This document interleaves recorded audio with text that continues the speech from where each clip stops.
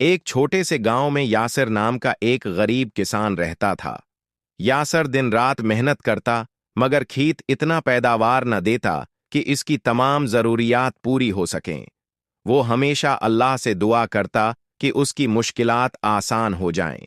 एक दिन यासिर खेत में हल चला रहा था कि अचानक उसका हल किसी सख्त चीज से टकराया।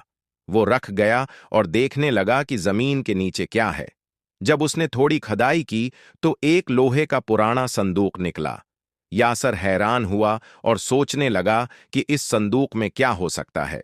जब यासर ने संदूक खोला तो उसकी आंखें हैरत से खुली की खुली रह गईं। इसके अंदर सोने के सिक्के, कीमती ज़ीवरात और पुराने दौर के नवादरात थे। यासर को यकीन नहीं आ रहा था कि यह खजाना उसके हाथ लग गया है। वो फौरन संदूक लेकर गांव वापस आया।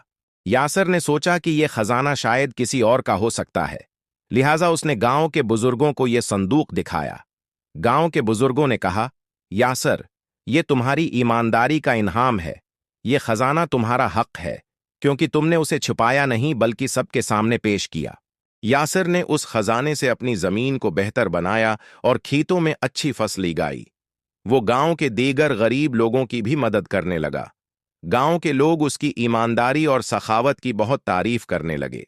ये कहानी हमें सिखाती है कि ईमानदारी और मेहनत का फल हमेशा मीठा होता है। किस्मत का खेल यासिर की ज़िंदगी ने तब्दील कर दिया, लेकिन उसकी ईमानदारी और नेक नीति ने उसे एक मिसाल बना दिया।